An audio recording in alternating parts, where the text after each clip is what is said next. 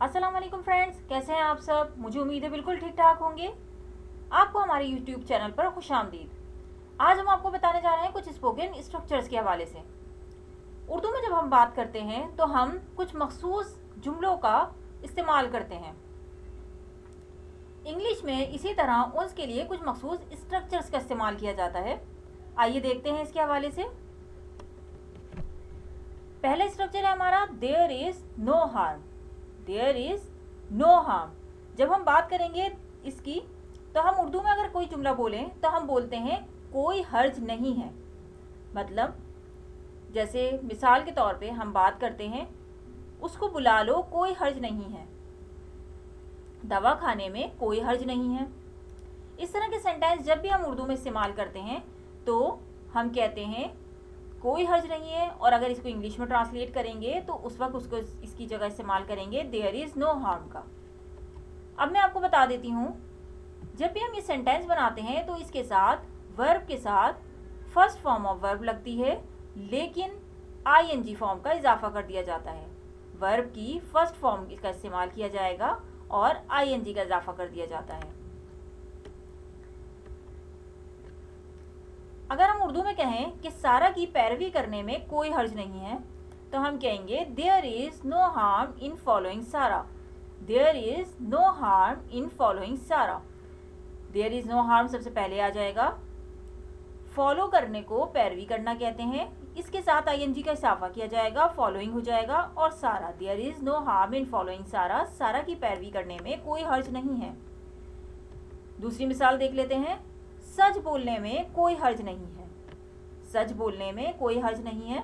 अगर इसका सेंटेंस हम बनाएंगे तो हम कहेंगे there is no harm in telling the truth. There is no harm in telling the truth. सच बोलने में कोई हर्ज नहीं है।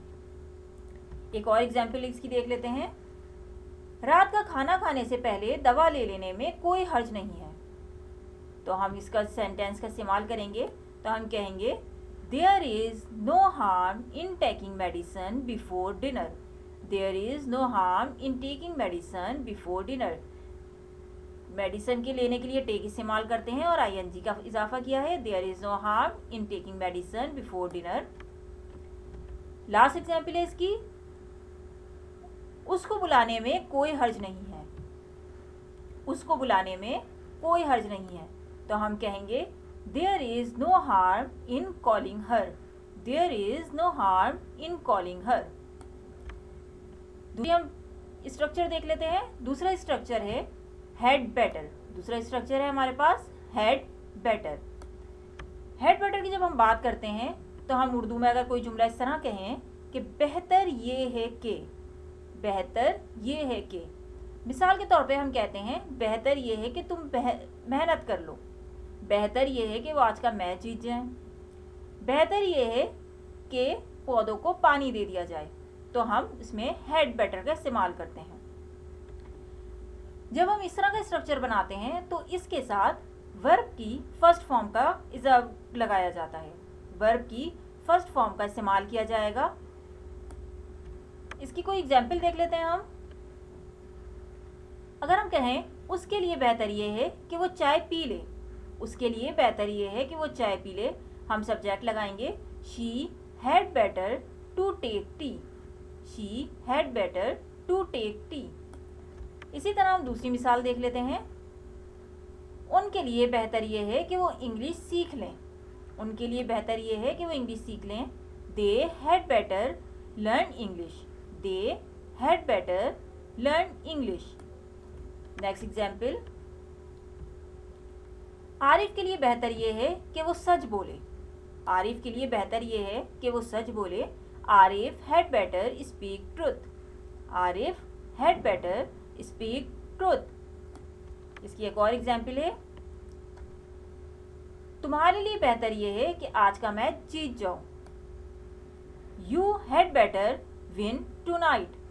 You had better win tonight.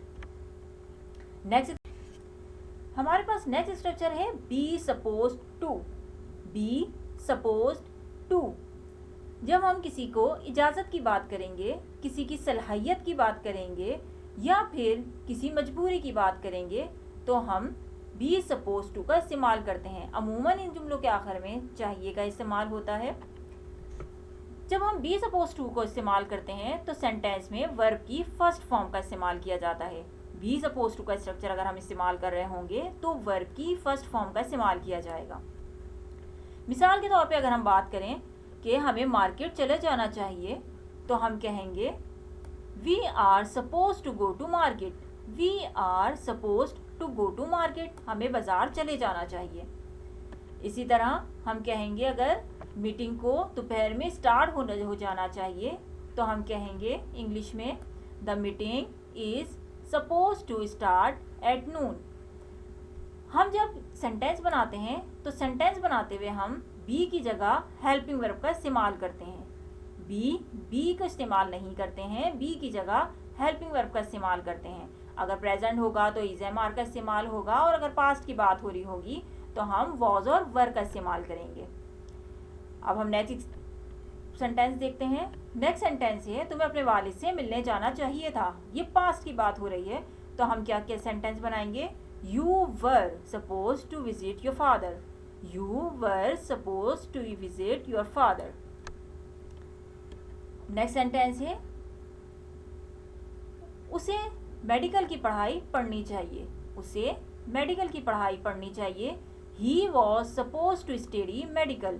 He was suppose to study medical. Thank you so much. मुझे उम्मीद है आपको वीडियो पसंद आई होगी। चैनल को सब्सक्राइब करना नहीं भूलिएगा। Thank you. अल्लाह हाफिज़।